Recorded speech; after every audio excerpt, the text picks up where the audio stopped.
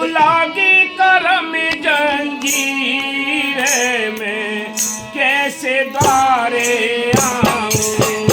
गुरु लागी करम जंजीर में कैसे द्वारे आऊं।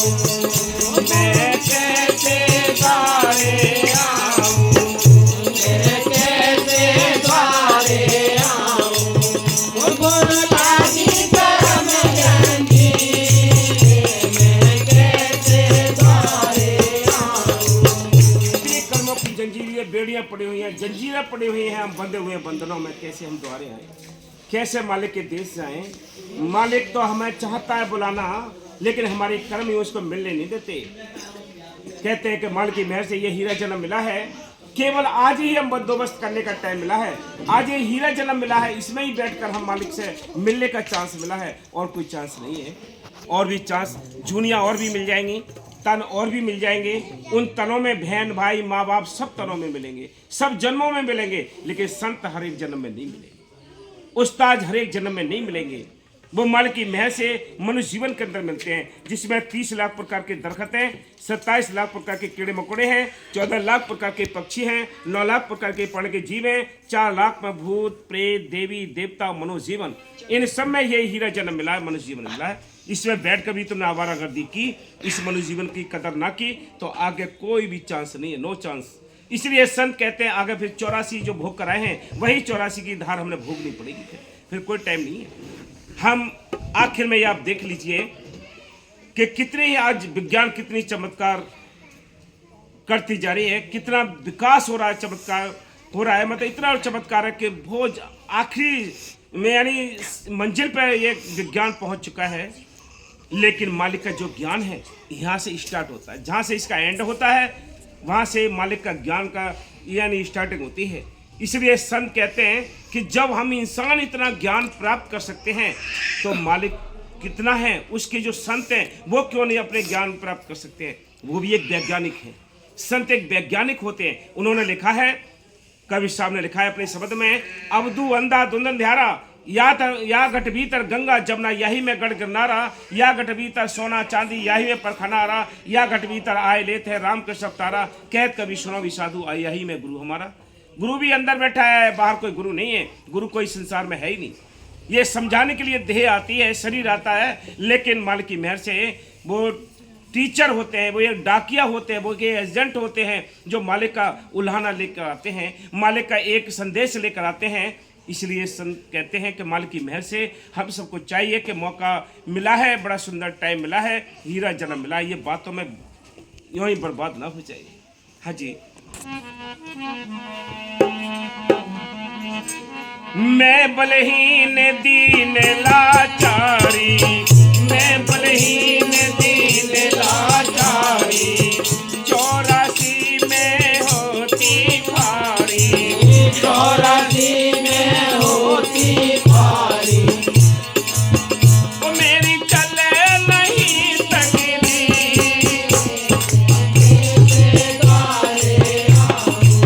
वो मेरी चले नहीं तकली, मैं कैसे द्वारे आऊं।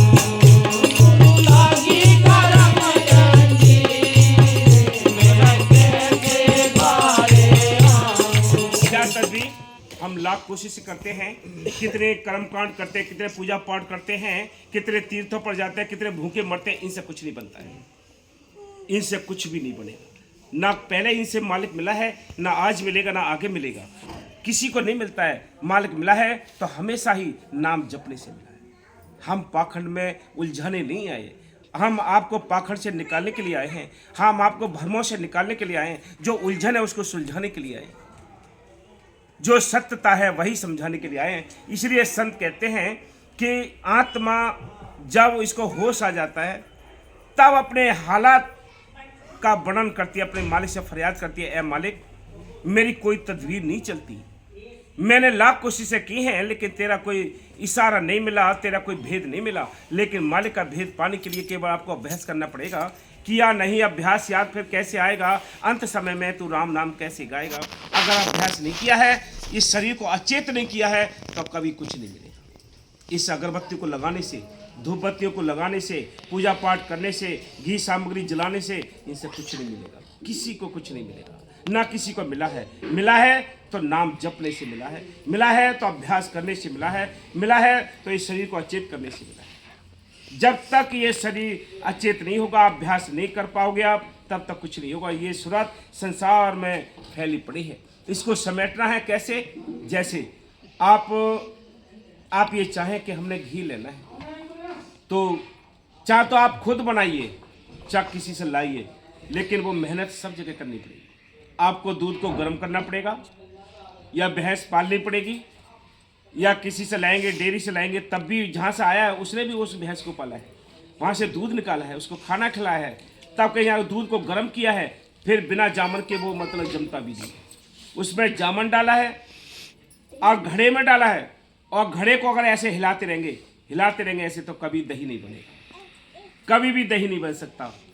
इसलिए संत कहते हैं मालिक बेशक राम इस काया के अंदर है, लेकिन इसको स्थिर रखना पड़ेगा, आपको एकांतवास करना पड़ेगा, आपको एकाग्रता लानी पड़ेगी, तब कहीं जाकर मालिक की मेहर से अंदर से मालिक के इशारे मिलेंगे, नहीं तो कुछ नहीं बनेगा। आप भागम भाग लगी पड़ी है, कोई किसी रुक रहा है, कोई किसी से पूछ रहा है, ये भागम भाग लगी पड़ी है, सारे ही दुखी हैं। किसी से पूछ लो, आप बैठ के जाके पूछ लो कितना ही अमीर हो, कोई कितना ही पैसा हो, और हम ये दूर से कहते हैं कि इसकी कोठी बहुत अच्छी है, ये बहुत बड़ा सुखी है, उसके पास जाकर बैठेंगे और दो चार अपने दुख की बात बताएंगे, तो आप दो चार बताओगे, 50 बता देगा आपको कि मैं बड़ा दुखी हूँ। लेकिन सुखी फिर कौन है? फिर सुखी कौन है? सुखी है जो मालिक की मेहर से, जिनको ये हीरा जल मिला है, जिनको मालिक से मिलने की चाह लगी है। एक सहजो भाई संत हुई है, उन्होंने लिखा है कि ना सुख विद्या के पड़े, ना सुख वाद विवाद, साध सुखी सहजो का ये लगी सुन मत समाध, कि जिसका सुन समाध लगी है, जिसका ख्याल मालिक को जुड़ गया, वो सुखी है, बाकी सारे ही दुखी हैं। आज भी छोड़ के जाएंगे, कल भी छोड़ के जाएंगे, ये शरीर सबका छूट जाएगा। इसलिए संत कहते हैं होश में आ जाओ, जाग जाओ, ये मनुष्य जीवन मिला है, मनुष्य जीवन मिला। आज भोर हुआ है, और भोर होकर भी अगर आप सोते रहे तो आगे कोई चांस नहीं मिला, नो चांस। इसलिए मालिक की मेहर से समझ जाओ, लेने दो मौजी हीरा जन्म की। अपने आप को बड़े अहंकार में मस्त है सब। अरे गुरु लागी करम जंजीर में कैसे तारे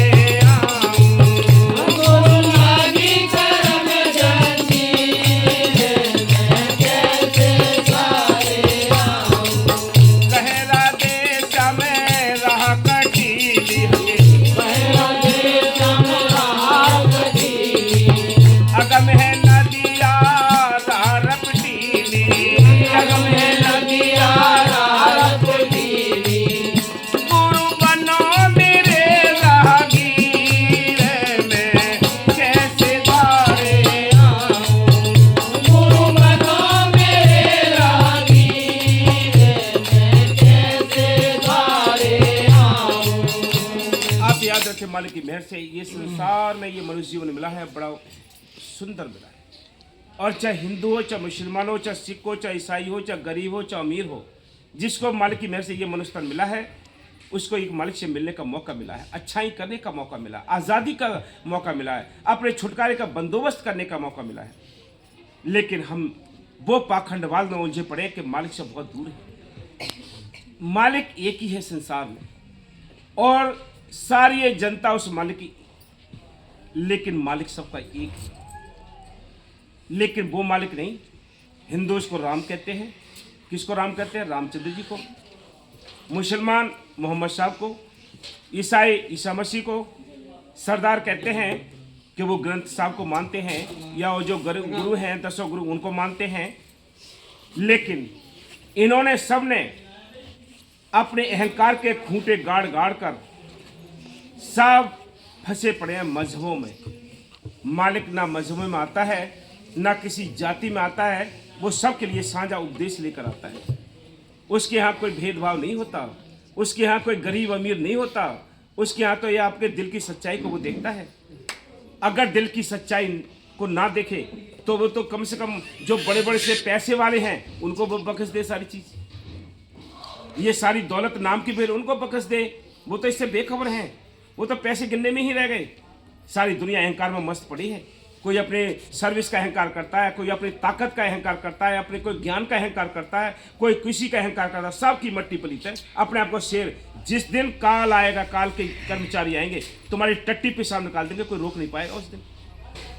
आप सोचते ही रह जाओगे कि क्या करें, कोई इंतजाम नहीं होगा उस समय, ना तुम्हारा पैसा काम आएगा। डॉक्टर कहते हैं लाइलाज बीमारी है, सेवा कर लो बस। उस समय कौन काम आएगा तुम्हारा याद रखना। आज तो तुम्हें अहंकार में फंसे पड़े, आज तुम अहंकार में फंसे पड़े हो। तुम्हें अपना पता नहीं है कि ये हीरा आशीष वहां से मिले हैं।